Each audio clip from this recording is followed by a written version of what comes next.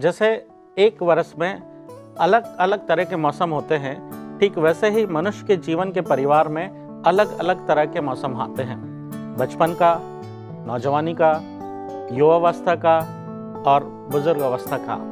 इस तरह के अलग अलग पारिवारिक मौसम के विषय में आध्यात्मिक रूप से यदि आप और अधिक जानना चाहते हैं तो आइए हमारे साथ हमारे इस कार्यक्रम का हिस्सा बनिए, जहां हम परिवार के मौसम के विषय में सीखेंगे।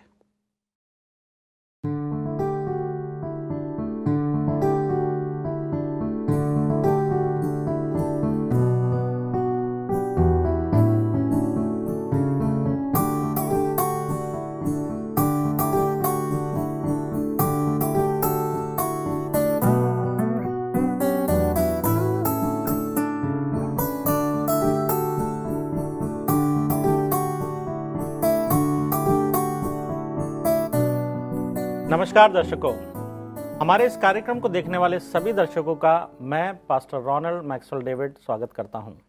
प्यारे दर्शकों, जैसा कि आप जानते हैं और हम हमारे इस कार्यक्रम में सैबथ स्कूल के विषयों के ऊपर अध्ययन करते हैं और आज हम एक नए श्रृंखला का प्रारंभ और शुभारंभ करने जा रहे हैं। हमारे इस नए श्रृंखला का जो शीर्षक है वो है परिवार के मौसम, दैट इज फैमिली सीजन। प्यारे दर्शकों, इस विषय के अंतर्गत हम अलग अलग विषयों के ऊपर अध्ययन करेंगे और आज हमारे अध्ययन का जो विषय है वह है जीवन की लय। और इस विषय के ऊपर चर्चा करने के लिए हमारे स्टूडियो में हमारे खास मेहमान हमारे साथ हैं।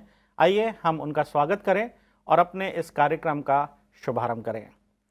पास्टर रोनाल्ड माझी, आपका हमारे स्टूडियो में स्वागत है।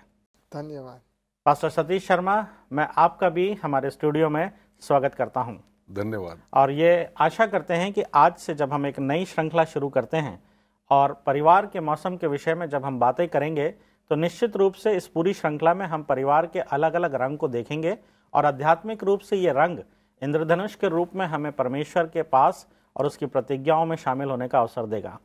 आइए, इससे पहले कि हम अपने इस कार्यक्रम को शुरू करें, हम हमारे दर्शकों के लिए आज का ठहराया हुआ याद वचन पढ़ दें। और पास्टर रोनाल्ड माझी, मैं आपसे निवेदन करूंगा, कृपया आज का ठहराया हुआ जो पाठ है वो हमें सबोपदेशक की पुस्तक उसका 3रा अध्याय और पहले पद में मिलता है। कृपया हमारे दर्शकों के लिए पढ़ दें।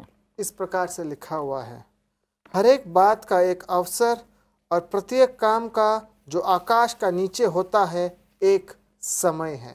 परमेश्वर अपने वचन के पढ़े और सुने जाने पर आशीष दें। इस परिचर्चा को हम आगे जारी करते हैं, शुरू करते हैं। और पास्टर सतीश शर्मा, सबसे पहला प्रश्न मेरा आपसे इसी संदर्भ में है कि जीवन की लय जो हमारा शीर्षक है, ये जीवन की लय के विषय में आप क्या कहना चाहेंगे या हमारे दर्शकों को क्या बताएंगे? एक बड़ा खूबसूरत सा शब्द आपने इस्तेमाल किया था, इंद्रधनुष। जी, इंद्रधनुष के कई सारे रंग होते हैं, 7 रंग होते हैं, 7 रंगी होता है इंद्रधनुष, और एक से एक खूबसूरत नज़ारा उन 7 रंगों में होता है।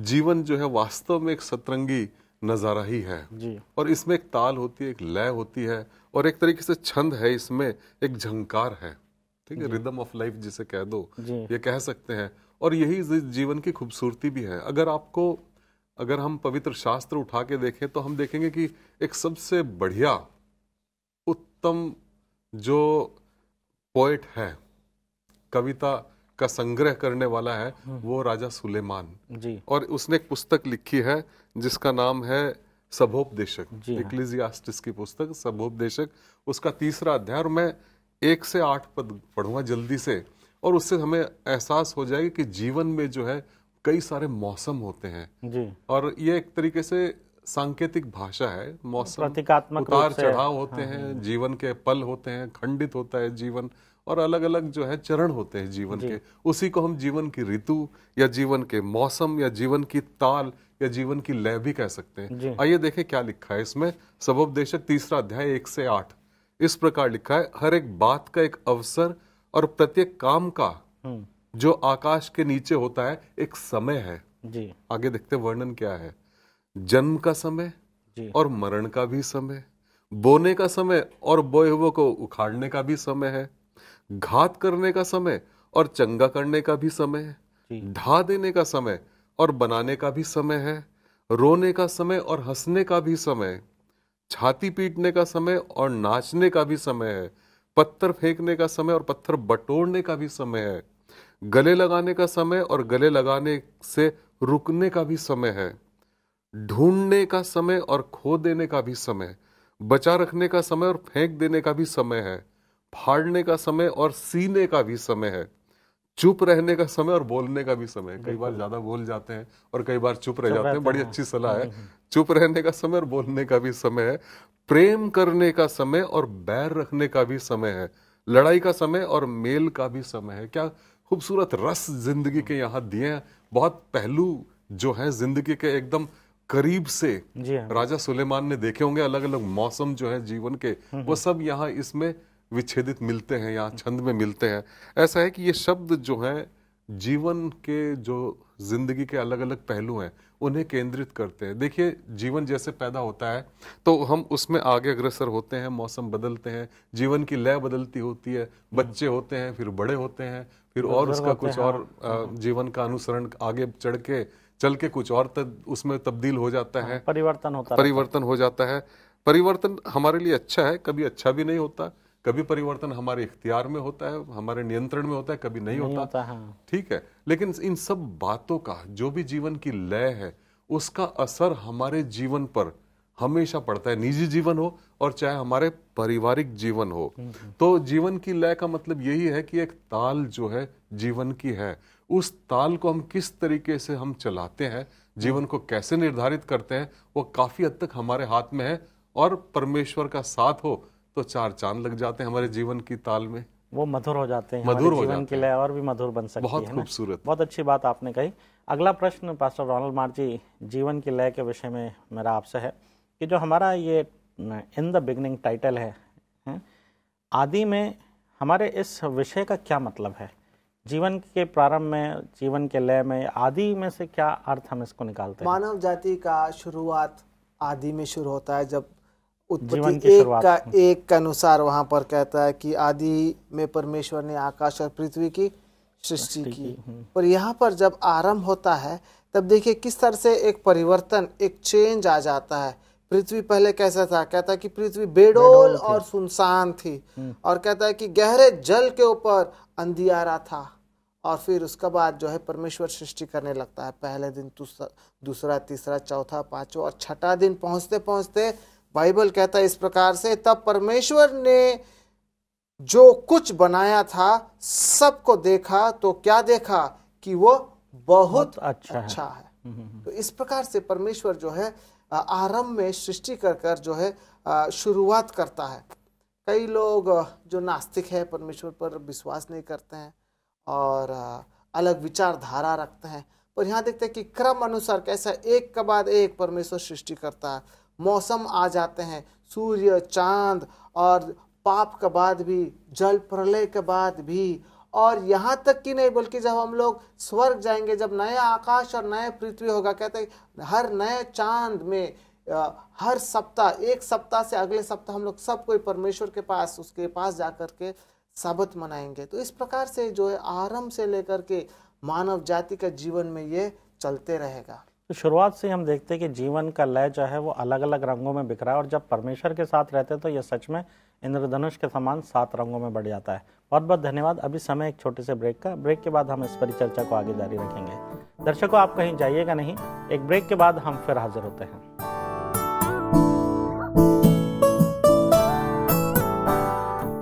ब्रेक के बाद एक बार फिर से हमारे इस कार्यक्रम को देखने वाले सभी दर्शकों का मैं स्वागत करता हूं। आइए दर्शकों, हम जीवन के मौसम के अलग अलग रंगों के ऊपर परिचर्चा करें हमारे मेहमानों के साथ। पासवानों, जैसा कि हम मौसम के बारे में बात कर रहे हैं, वो भी जीवन के, है ना, और ब्रेक से पहले हमने बड़े अच्छे तरीके से इसको देखा कि कैसे प्रतीकात्मक रूप से हम इस संदर्भ में परिचर्चा करते हैं और किस तरीके से जीवन को समझने की कोशिश करते हैं। सर, अगला प्रश्न मेरा आपसे है जी कि जीवन के क्या क्या मौसम हो सकते हैं? जैसे हम देख रहे हैं जीवन की लय में, परिवार के मौसम के विषय में, तो जीवन में किस किस तरह के मौसम हो सकते हैं और कैसे कैसे मौसम होते हैं? देखिए, अगर हम वैज्ञानिक तौर पे भी देखें, वैज्ञानिक ये कहते हैं कि हर एक इंसान में एक बॉडी क्लॉक होती है, एक जो है शारीरिक घड़ी जिसे कह सकते हैं वो होती है, जिसे अंग्रेजी में एक टेक्निकल शब्द है सर्काडियन क्लॉक। ठीक है, तो उसकी रिदम होती है, ठीक है, एक तरीके से लय होती है। आदमी सुबह उठता है, काम पे जाता है, फिर शाम को आता है, सो जाता है। कोई आदमी रात को 8 बजे सो जाता है, कोई आदमी रात को 12 बजे सोता है। ये एक लय होती है, एक ताल होती है जीवन की, इंसान की। और अलग अलग मौसम जीवन की जब हम बात करें तो अलग अलग जीवन के पहलू होते हैं, जीवन के अलग अलग खंड होते हैं, चरण होते हैं, स्टेजेस ऑफ लाइफ, जीवन के चरण जिसे कह सकते हैं। देखिए, कुछ पद स्थल मैं आपको बताना चाहूंगा यहाँ पर, पढ़ूंगा नहीं क्योंकि समय हमारे पास इतना नहीं होगा। तो देखिए, सबोपदेशक की पुस्तक, उसका 3रा अध्याय 2रा पद, उसमें इस प्रकार लिखा है, जन्म का समय होता है, मरण का समय होता है, बोने का समय, उखाड़ने का समय, ये सब बातें इस पद में लिखी हैं। अगर आप उत्पत्ति की पुस्तक देखें, उसका 21वां अध्याय और 8वां पद देखो, उसमें लिखा है कि लड़के के बारे में, इसहाक के बारे में ये कहानी है। लड़का बड़ा हुआ और उसका दूध छुड़ाने के दिन हुए और बड़ा जेवनार जो है उसके माता पिता ने रखा, मतलब लड़का बड़ा हो गया, बाल अवस्था की बात की गई है। इससे पहले जो है समय दिया गया, जीने मरने के बारे में लिखा था। ठीक है, एक और आगे बढ़ते हैं, नीति वचन की पुस्तक 5:18, उसमें लिखा है, तेरा सोता धन्य है, अपनी जवानी की पत्नी के साथ आनंदित रहे। यह युवावस्था की बात है, जब आप अडल्ट हो जाए, वयस्क हो जाए, वो भी एक मौसम है जिंदगी का। अब आप देखें न्यायियों की पुस्तक, उसका 8वां अध्याय 32वां पद, इस प्रकार लिखा है, तू अपने पितरों को कुशल से मिल जाएगा, बुढ़ापे में मिट्टी दी जाएगी। बुढ़ापा भी एक मौसम है जीवन का, पितरों के साथ मिल जाएगा, मिट्टी तुझे दी जाएगी, मतलब बुढ़ापे के बाद जो है मृत्यु हो जाएगी, वो भी एक काल है, वो भी जीवन का एक मौसम है। आखिर में जब आता है, जो एक पुस्तक है भजन संहिता, उसका 90 अध्याय और 10वां पद लिखा है, हमारी आयु के दिन 70 तो होते हैं, चाहे बल के कारण 80 भी हो जाए। ठीक है, अगर जिंदगी थोड़ी लंबी हो जाए तो 80 होते हैं। तो एक चरणबद्ध तरीके से जीवन जिया जाता है। और ये जीवन की एक जो है, ये अलग अलग मौसम है, हर कोई किसी से सीख सकता है। जैसे कि नीति वचन में लिखा है 20:29 में कि नौजवान जो हैं, उनका जो बल है वो उनके जो है, उनकी एक ग्लोरी है। ठीक है, उनका मान सम्मान जो है उनका बल होता है। और बुढ़ापे का जो मान सम्मान होता है वो पक्के बाल होते हैं। जवान बूढ़े से सीख सकता है, पक्के बाल वालों से, और बूढ़ा जो है नौजवानों का बल इस्तेमाल कर सकता है। हर एक के पास कुछ ना कुछ देने को और शेयर करने को, ठीक, बांटने को तो है। और परिवर्तन हमारे जीवन की शैली है, परिवर्तन तो नियमित चलता ही रहेगा, एक दूसरे से सीख के। और यही सब जीवन के अलग अलग मौसम है। बहुत बहुत धन्यवाद पासवान। अगला प्रश्न पास्टर मार्जी मेरा आपसे है कि ये जीवन के मौसम के बारे में अभी तक हमने बात करी, कैसे अनपेक्षित घटनाएं जीवन की लय को प्रभावित करती है? क्योंकि हमने देखा, जैसे उन्होंने कहा, बुढ़ापा भी एक मौसम है और उसके बाद मृत्यु, ये भी एक घटना है। तो इस तरह की कई अनपेक्षित घटनाएं जीवन में होती हैं, ये जीवन की लय को कैसे प्रभावित करती हैं? दी अनएक्सपेक्टेड, जिसका कोई आशा नहीं रखे थे, सोचे भी नहीं थे कि ऐसा होगा, कभी कभी क्या हो जाता है। तो इस प्रकार से कभी कभी बुरा हो जाता है, जिसका आशा नहीं रखे थे। हो सके परिवार में बीमारी आ गया, हो सके कोई एक्सीडेंट हो गया, हो सके जो है किसी का जो है मृत्यु भी आ गया है। तो द अनएक्सपेक्टेड नेगेटिवली भी हो सकता है, या कभी कभी जो है अचानक से जो है किसी को देख लेते और मतलब आपका जीवन साथी मिल जाता है। ठीक है, या कोई अच्छा नौकरी मिल गया। तो ये जो है, जो प्लान नहीं किया हुआ, जिसका कोई योजना नहीं बनाया है, कभी कभी हो जाता है। बाइबल में हम लोग कहानी पाते हैं अय्यूब का विषय में, और उसका जीवन में भी अचानक एक ही दिन में इतना कुछ हो गया कि जो उसका जीवन में कहा जाता है कि मनुष्य का जीवन में 6 मेजर थिंग्स है। हमारे जीवन में 6 चीजों को, उसमें से 4 चीजों को एक ही दिन में खो बैठा। और वो यहाँ पर इस प्रकार से दिया हुआ है, उसका धन संपत्ति एक ही दिन में सब चला गया। फिर कहा जाता है कि उसका लेबर फोर्स, उसका जिसके द्वारा उसका जो मजदूरी, जिससे उसका काम काज होता है, वो भी एक ही दिन में, उसी दिन में चले गए। उसके सारे बाल बच्चे, 7 बेटे और 3 बेटियां उसी दिन, दी अनएक्सपेक्टेड। चौथा फिर कहता है कि उसका जो पत्नी का तरफ से जो सपोर्ट मिलता है, वो भी क्या किया, खो बैठा। कहती है कि श्राप दे और परमेश्वर को श्राप दे और क्या, मर जाओ। पर उसके बाद हम लोग देखते हैं कि उसका स्वास्थ्य भी वो खो बैठा। पैर से लेके सिर तक बड़े बड़े फोड़े उसे मिल गए। और फिर आखिर में हम लोग ये भी देखते हैं कि उसका ये जीवन में क्या था, उसका जो मित्र जो थे उसे जो एनकरेजमेंट करने के लिए आए थे, पर एनकरेज करने के जगह वो लोग एक जो है एक जो बर्डन की तरह, बोझ की तरह बन गए। उत्साहित करने के लिए नहीं बल्कि बोझ की तरह बन गए, दोष लगाने लगे, उत्साहित करने लगे उससे। जी हाँ, तो इस प्रकार से जो है द अनएक्सपेक्टेड आ जाता है। अय्यूब के बारे में देखेंगे, बाइबल कहता है कि वो खरा था, वो सीधा था, परमेश्वर का भय मानने वाला था और बुराई से दूर रहता था। तो ऐसे लोगों में भी जो है ये सब आ सकता है, अनएक्सपेक्टेड, जिसको हम लोग आशा नहीं किए, या उन चीज़ों को जिसको हम लोग आशा भी कर रहे थे। ये कोई नई बात नहीं है, ये कोई नई बात नहीं है। हाबिल का देखिए जीवन, वो कभी नहीं सोचा था कि उसका क्या हो जाएगा, वो उसे जो मर्डर किया जाएगा, मार डाला जाएगा। उसके बाद आप देखिए यूसुफ का कहानी, वो ऐसा कभी नहीं सोचा था कि अपने भाइयों के हाथ के द्वारा उसे बिक्री कर उसे जो है बंदी बना करके मिस्र देश ले जा करके वहां पर वो पड़ा रहेगा। जीवन जो है कभी कभी जो हम लोग नहीं चाहते, अचानक हमारा जीवन में आकर के ऐसे मोड़ में ला देता है जो हमारे जीवन में परिवर्तन ले आता है। बहुत अच्छी बात आपने कही कि ये जीवन में अनपेक्षित घटनाएं घटती हैं, कभी अच्छी होती हैं, कभी बुरी होती हैं, और शायद इसी को हम जीवन के अलग अलग मौसम के रूप में देखते हैं ना। बहुत अच्छी बात है, हम इस परिचर्चा को आगे जारी रखेंगे, लेकिन अभी समय एक छोटे से ब्रेक का। दर्शकों, आप कहीं जाइएगा नहीं, एक छोटे से ब्रेक के बाद हम फिर हाजिर होते हैं।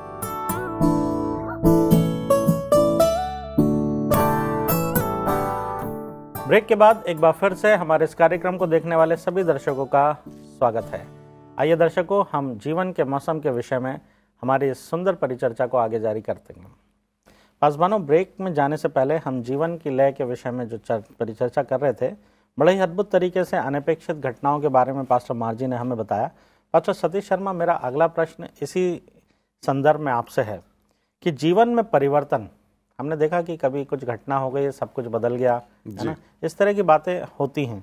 तो जीवन में परिवर्तन या बदलाव ये कितना आसान है या हम इसको बड़े मुश्किल तरीके से देखते हैं? एक छोटी सी बात है मार्जी साहब, मैं आपसे कहूं आप यहाँ आके बैठ जाइए, मैं यहाँ बैठ जाता हूँ, कितने आसानी से आप तत्पर होंगे हमारी जगह बदलने में। सोचना पड़ेगा। हम इतने एक तरीके से ढर्रे पे जिंदगी व्यतीत करते हैं कि अगर रोज उठ के सो के उठते भी हैं तो एक कड़थल पे ही उठते हैं, और दूसरी तरफ उठ जाए तो सोचते हैं पता नहीं क्या आज होगा, जीवन कैसा जाएगा। ठीक है, ऐसे ढर्रे पे मतलब एक लीक पे जिंदगी चलती है और परिवर्तन जो हमारे बस की बात नहीं होती। ठीक है, अगर अंग्रेजी में किसी ने कहा है अगर कोई चीज कांस्टेंट है, कोई चीज कायम है, the only constant in life is change. परिवर्तन ही जीवन का नियम है। जी। बच्चा पैदा होता है, बड़ा होता है, बुजुर्ग हो जाता है, ठीक है, फिर मर जाता है, तो जीवन का नियम है कि परिवर्तन तो होना ही है। लेकिन सवाल ये उठता है कि क्या परिवर्तन आसान है? मार्जी साहब ने बोला कि नहीं, सोचना पड़ेगा मुझे। छोटी सी बात है, कुछ नहीं, ना मेरा कुछ हर्ज होगा वहां बैठने में, ना उनका हर्ज होगा, ना नुकसान उनका है ना मेरा है, बस जगह ही बदलनी है। लेकिन कई सारे माइंड सेट होते हैं, कई सारे हमारे विचार होते हैं, कई सारा हमारा जीवन शैली जो है बातें होती हैं वो जो प्रभावित करती हैं, और हम एक ही उसी लय पर चलना चाहते हैं, एक ही ताल से चलना चाहते हैं। हमारे लिए तो ऐसा मुमकिन नहीं है। कई पत्नियां होती हैं, पत्नी के पति के बारे में कहते हैं कि काश वो ऐसा करते, काश वो ऐसे होते, काश वो अपना जीवन बदल सकते, उस काश में निकल जाता है। देखिए, इंसानी फितरत, इंसानी तौर पर बदलना बहुत मुश्किल है।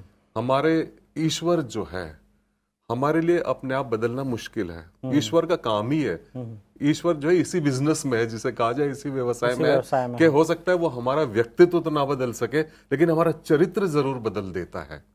बशर्ते कि जैसे शाऊल जो था रास्ते में जा रहा था यरूशलेम से दमिश्क की तरफ, और जब उसने अपने आप को पूर्णतया समर्पित कर दिया ईश्वर के हाथों, उसे ये आत्मबोध हो गया कि वो गलत है, कन्विक्शन हो गई, तो उसने अपने घुटने टेक दिए और ईश्वर से कहा, ईश्वर तू मेरे जीवन को अपने हाथों में ले ले, मेरा मार्गदर्शन कर, और ताकि मैं एक परिवर्तित, एक नया अच्छा जीवन जी सकूं।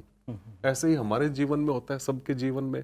अपने आप कोशिश करें तो शायद हमारे लिए परिवर्तन मुमकिन ना हो, लेकिन ईश्वर का साथ हो सकता है समय लग जाए, जैसे फिलिपियों 1:6 में भी लिखा है, रोमियो की पुस्तक 8:1 में भी लिखा है। ईश्वर को हम अपने समर्पित कर दें तो परिवर्तन हमारे जीवन में जरूर ला देगा। बहुत अच्छी बात आपने कही है, लेकिन इसको हम एक दूसरे दृष्टिकोण से भी देख सकते हैं कि जब इंसान देखता है कि इस काम में उसको नुकसान है तो वो फायदे के लिए भी कई बार अपने आप को बदल लेता है। ऐसा भी होता है। तो ये परिवर्तन जीवन का नियम है। बहुत अच्छी बात आपने कही। अगला प्रश्न पास्टर रोनल मार जी आपसे है मेरा कि जीवन के बदलते मौसम में या जीवन के बदलते हुए इस परिवर्तन के दौर में रिश्तों का क्या महत्व है? Bible is a book of relationships. बहुत सारे रिश्ते इसमें दिए गए, बहुत सारे कहानियां रिश्तों से जुड़ा हुआ है। और जब हम जन्म लेते, जन्म से ही हम लोग जो है अकेले नहीं है, हमारे माँ बाप है हमारे देखभाल करने के लिए। हम थोड़े से बड़े हो जाते हैं और फिर हम लोग चाहते हैं कि हम लोग किसी के साथ मित्रता करें, दोस्ती करें। और अगर मनुष्य से नहीं, लोग ऐसा भी है जो कि मनुष्य से जो मिलते जुलते नहीं कर पाते, तो लोग जानवरों से उनका जो इतना प्रेम हो जाता है और उनका जो रिलेशनशिप उतना गहरा हो जाता है। और अगर हम लोग तुलना करेंगे, हमारे सबसे अच्छे अच्छे यादें और मेमोरीज रिश्तों से जुड़ा हुआ है। बिल्कुल रिश्तों से जुड़ा हुआ है। तो ये रिश्ते जो है हमारे जीवन में बहुत इम्पोर्टेंट है। और ये रिश्ते जब हम लोग बनाते हैं एक दूसरे से, इन रिश्तों के द्वारा दो प्रकार का असर पड़ता है। हम जो दूसरों पर प्रभाव डालते हैं, चाहे हम लोग जानते हैं या नहीं जानते, कुछ प्रभाव हम लोग की तरफ से जरूर दूसरों पर होता है और दूसरों के चलते हम लोग पर भी प्रभाव आ जाता है। और बाइबल के नज़र से जब हम लोग देखेंगे, पौलुस इस प्रकार से हमें सलाह देता है, क्योंकि रिश्तों के द्वारा किस प्रकार से प्रभाव पड़ता है। मसीह के बारे में उदाहरण देकर कहता है कि मसीह परमेश्वर की महिमा के लिए, कहते मसीह परमेश्वर की महिमा के लिए तुम्हें ग्रहण किया है, मसीह हमें ग्रहण किया है। और कहता है तुम दूसरों को क्या करो, ग्रहण करो। किस प्रकार से हम अपने रिश्ते को आगे बढ़ाते हैं। फिर कहता है कि सारी दीनता और नम्रता सहित और धीरज धर के प्रेम से एक दूसरे को सह लो। इतना अच्छा सलाह हमें दिया जाता है। और एक जगह में कहता है कि जैसे परमेश्वर तुम्हें क्षमा किया है, देखिए परमेश्वर के साथ हमारा संबंध, जैसा परमेश्वर ने तुम्हें क्षमा किया, एक दूसरे को क्षमा करो। इस प्रकार से परमेश्वर को ध्यान में रखते कि वो हमारे लिए क्या किया, हम भी दूसरों के साथ अपने रिश्ते उसी प्रकार से कायम बना के रख सके। बहुत अच्छी बात है। यहाँ पूरे इस पहलू में हमें देखने में आ रहा है कि परमेश्वर ने मनुष्य को भावनाओं के साथ बनाया और भावनाओं में रिश्तों की बहुत महत्वता है ना। ये सुंदर परिचर्चा को हम यहीं पे विराम देंगे। अगले श्रृंखला में हम इसी मौसम के बारे में और अधिक जानकारी लेंगे, लेकिन अभी समय है हमारे इस कार्यक्रम को यहाँ पे समाप्ति की तरफ ले जाने का। पास्टर रोनल मार जी, मैं चाहूँगा कि आप अंतिम प्रार्थना में हमारी अगुवाई करें। महान दयालु परमेश्वर पिता, जीवन का हर मोड़ में, बुढ़ापा में, जवानी में, बालकपन में, हमारे दर्शकों के हर परिवार के सदस्यों के साथ हो और उन्हें आशीष दे और उन्हें बरकत दे, ताकि आपका महिमा कर सके। इस विनती को हमारे प्रभु यीशु मसीह के नाम से मांगते हैं, दया करके स्वर्ग में सुन और ग्रहण कर। आमीन। एक बार फिर मैं हृदय से आप दोनों पासबानों का हमारे इस कार्यक्रम में परिचर्चा में शामिल होने के लिए धन्यवाद देता हूं। आप दोनों को बहुत बहुत धन्यवाद। धन्यवाद। दर्शकों, मैं विश्वास करता हूं कि जीवन के मौसम के विषय में अलग अलग रंगों को देख के आप भी अपने जीवन को रंगीन बनाने और ईश्वर के हाथ में देने के लिए तैयार हैं। खुदा आपको बहुत बरकत दे। जय मसीह की।